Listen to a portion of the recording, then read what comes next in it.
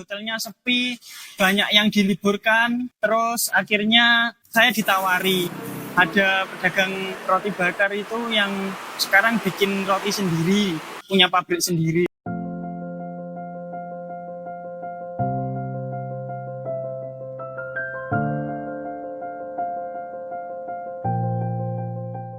Selamat malam, perkenalkan nama saya Rifki Sodik, owner dari Roti Bakar Eksekutif Group. Saya dari Tunggangri Kalidawer, mendirikan Roti Bakar ini dari 2019, tepatnya bulan Desember. Kenapa kok namanya Roti Bakar Eksekutif? Jadi gini mas, awalnya.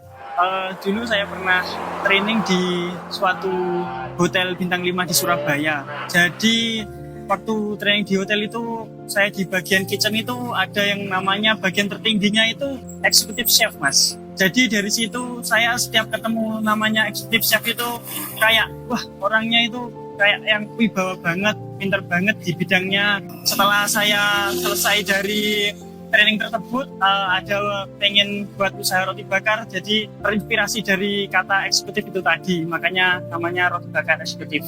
Latar belakang awal mulanya kenapa kok kepikiran bisnis roti bakar itu bagaimana mas?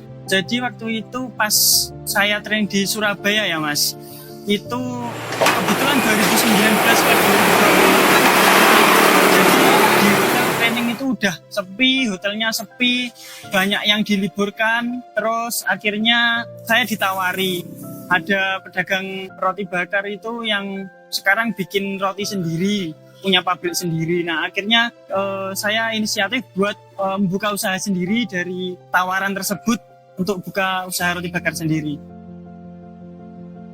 Kalau awal-awal dulu sih masih sama kayak orang jualan roti bakar yang lain ya mas. Jadi ya rasanya standar kayak coklat, keju, kacang, stroberi gitu. Terus karena ya namanya orang pendatang baru buat jualan, jadi kan belum punya pasar. Nah akhirnya gimana caranya narik pembeli baru buat pengen datang ke kita itu, akhirnya saya buat varian-varian yang nggak ada di tempat lain. Jadi kalau nggak datang ke sini belinya itu nggak ada. Jadi ada tambahan kayak varian rasa Choco Crunchy, Green Tea, Oreo yang itu nggak ada di tempat lain gitu mas waktu awal-awalnya. Jadi pembeli itu bisa nggak bisa kalau pengen ngerasain varian rasa itu ya datangnya ke kita.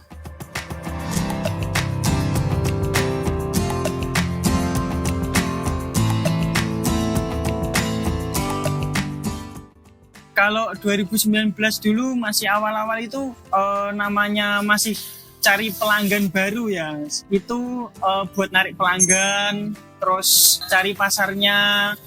Mungkin awal-awal dulu masih nggak tahu tempat belanja bahan-bahan itu di mana. Akhirnya mungkin sama naik turunnya harga bahan-bahan terutama.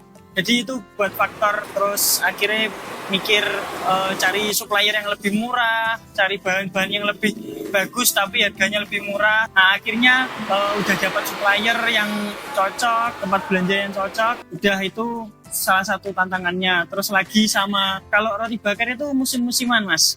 Misal kayak musim manten. Nah, orang-orang banyak yang mungkin uangnya buat ke kondangan. Mungkin daya belinya agak berkurang. Kalau nggak gitu kan di desa ya mas, itu biasanya kalau petani belum panen itu juga agak turun. Alhamdulillah ini udah buka cabang yang keempat, ini yang tempat yang keempat yang baru buka. Yang pertama gimana? Ada di Tunggangri itu yang dari 2019.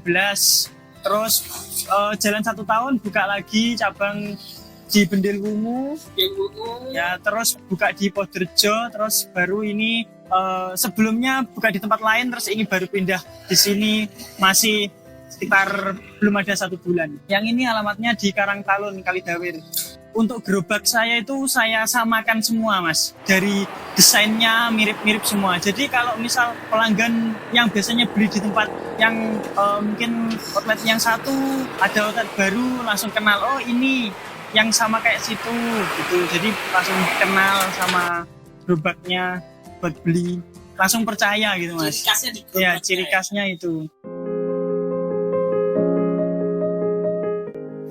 Malah justru waktu corona itu mas, waktu corona itu kan ada PSBB yang dikatakan sama pemerintah harus tutup jam 8 malam, itu justru malah orang-orang itu saya belum buka udah pada antri. Soalnya nanti jam 8 malam itu udah disuruh tutupkan. Jadi sebelum jam 8 malam itu justru malah rame, terus udah habis jam 8 malam itu, Mas. Jadinya kayak yang orang lain mungkin waktu corona pada sepi, malah justru menurut saya itu naik. Malah naik. Ya, oh ya Mas, kalau masalah itu ada sulit mudahnya cari tempat. Nah, tempat itu faktor yang mempengaruhi banget. Jadi tempat itu sangat berpengaruh ya Mas. Beberapa kali memang outlet saya itu ada yang pindah, ada yang tutup sementara. Memang tempat itu kalau memang di situ mungkin kelihatannya rame, terus nyari tempat di situ, ternyata yang rame mungkin jalannya aja Mas. Jadi jualannya itu nggak terlalu rame.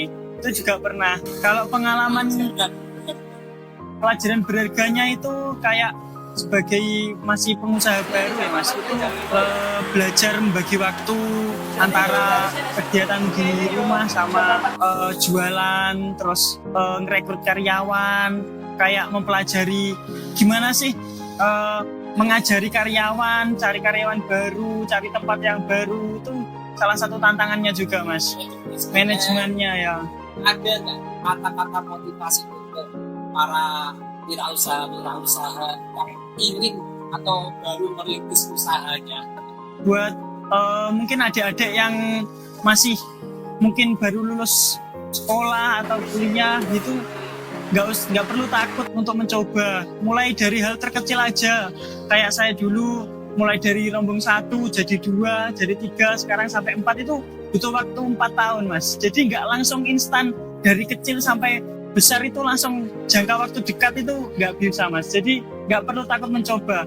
Gagal ya udah mungkin cari tempat lagi atau bangun usaha yang baru. Nggak perlu takut untuk mencoba. Kalau dulu itu tahu Wimut itu dari Instagram Mas. Jadi awalnya ada temen yang beli roti bakar terus bilang kalau kamu apa kenal sama Mas Adit, ownernya Tropisco. Nggak kenal, itu ketuanya Wimut no.